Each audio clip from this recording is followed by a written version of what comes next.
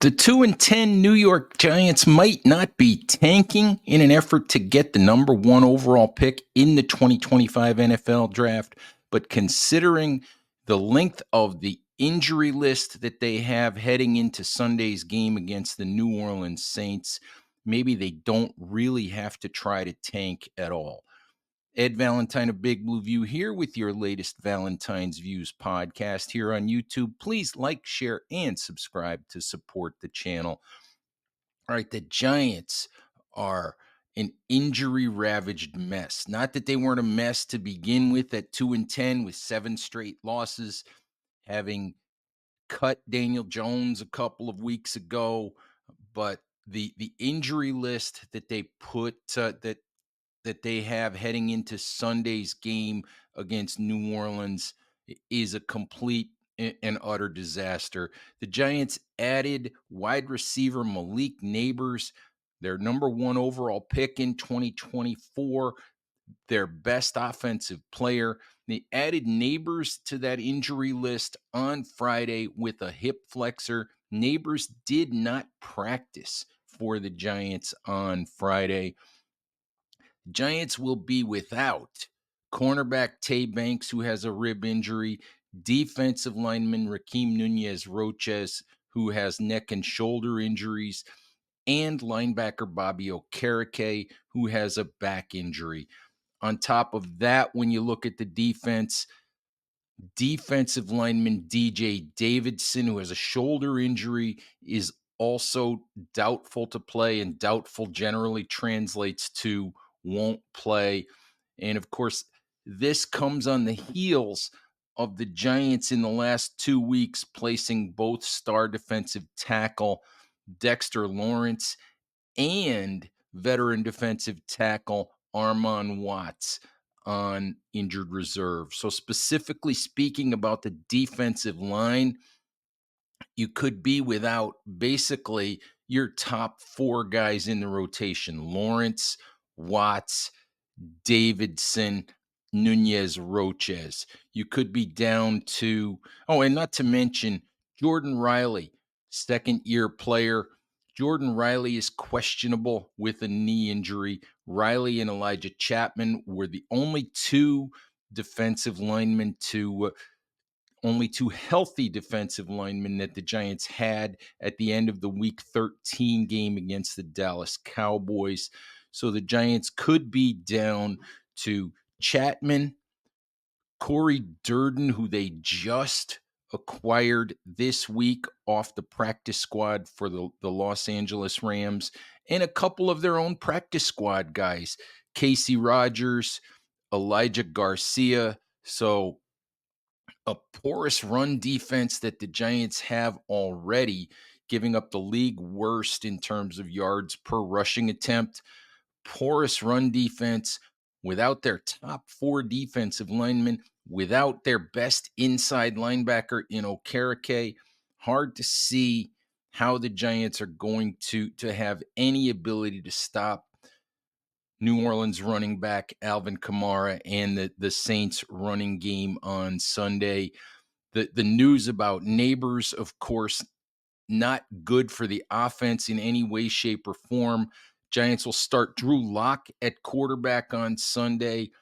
Of course, the quarterback situation's been a mess, but since the waiving of Daniel Jones, with Tommy DeVito starting 1 week and then getting hurt, Lock starting Week 13, Thanksgiving Day against the Cowboys, and now Lock will get the start this week against the Saints, even though Tommy DeVito is healthy, able to play, and head coach Brian Daboll said that DeVito will be the number 2 quarterback on Sunday against the Saints. The injuries don't stop there for the Giants.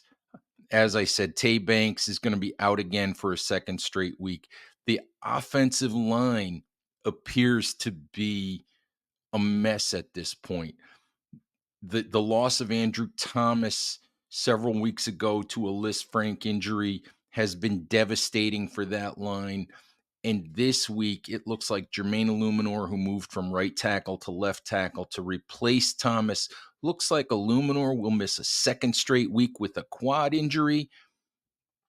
Evan Neal, who's the right tackle, played through a hip injury last week against Dallas. He's still listed as questionable this week with a hip injury, so we don't know if Neal will play. Chris Hubbard, who started on Thanksgiving Day at left tackle in place of Illuminor, is also questionable, having popped up Friday on the injury report with a knee issue. So I have no idea who the tackles could be. It could well be that the Giants could be down to Josh Azudu and Joshua Miles at tackle on Sunday, and that certainly is not a recipe for offensive success for a struggling offense, for a struggling offensive line. Um, so the Giants are an injured mess at this point. It's going to look like it could well look like a preseason lineup, a preseason game, a preseason squad that the Giants are running out there on Sunday against New Orleans.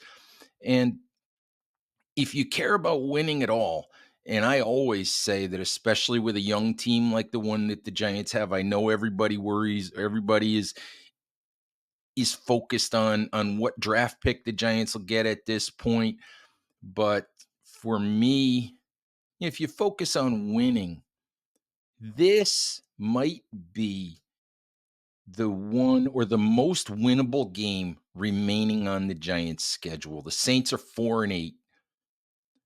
They had a 7-game losing streak of their own this season. They fired head coach Dennis Allen, hired Darren Rizzi, their special teams coach, to be the interim coach for the remainder of the season. The Saints are not good. The Saints have had their own injury issues. They'll be without tight end, quarterback, running back, halfback, fullback, whatever.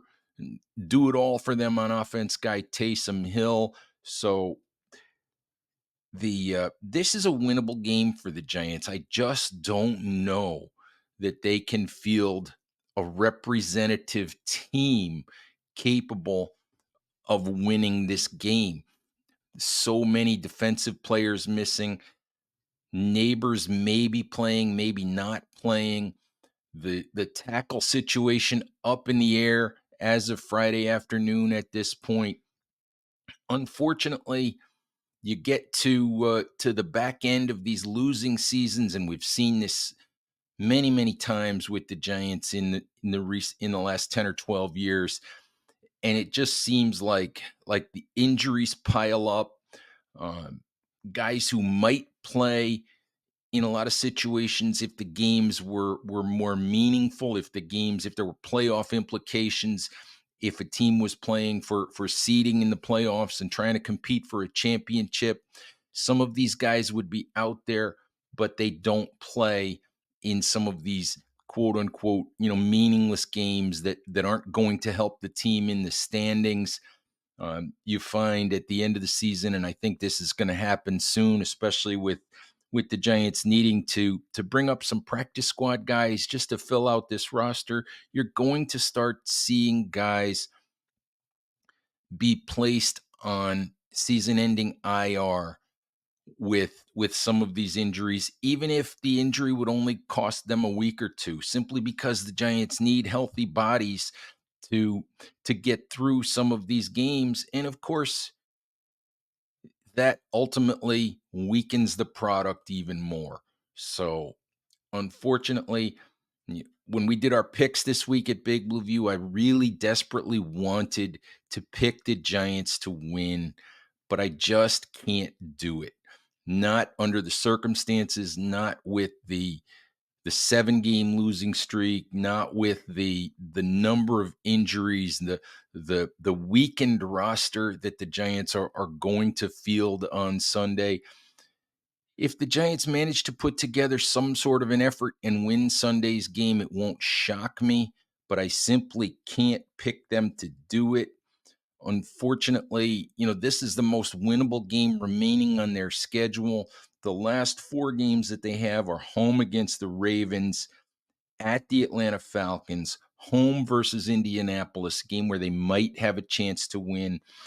And they close out the season week 18 in Philly against the Eagles, a game where the Giants could suffer the embarrassment of watching Saquon Barkley potentially set the NFL single season rushing record. So, which would just deepen the embarrassment, deepen the misery for the Giants here in 2024. If you're thinking about the first round pick, if you're thinking about the draft right now, the Pro Football Network simulator shows the Giants with a 30% chance of getting the number 1 pick. That's the best chance of any team in the league. Right now, the Giants have the 3rd overall pick. Dane Brugler of The Athletic, in his recent mock draft, gave the Giants Shedeur Sanders, the Colorado quarterback, with that 3rd pick. That, of course, a really popular pick. Sanders or Cam Ward of Miami. And we have plenty of time to debate those 2 guys, to debate what the Giants should do with the first round pick. Plenty of time to debate whether it's going to be GM Joe Shane and head coach Brian Daboll making that pick. But for now, looking at Sunday, this looks like a difficult day for the Giants. Buy a program if you're going to the game. You're probably going to need it to figure out which players are playing, because you'll probably see a lot of numbers out there and hear a lot of names that you haven't heard before. So, like I said, it'll look like a preseason game, and cross your fingers that the Giants don't embarrass themselves once again, because there's a really distinct possibility that if they lose this game, they end up 2-15, which would be, I think, the most losses in a single season in franchise history. Not good for anyone, not good for Joe Shane, not good for Brian Daboll. So anyway, Giants fans, it's just wanted to update the injury situation, make my pick for Sunday. I have to pick the Saints, just considering the situation. So after this week, 4 more games after Sunday in this miserable Giants season. Hang in there. We'll keep you guys updated. We'll keep giving you guys content. We'll keep giving you guys news, opinion, analysis about everything going on with your Giants. So stick with the show here and stick with our written work at bigblueview.com. Thank you, as always, for listening. Please stay safe out there. Take care of each other, and we'll talk to you soon. Bye-bye.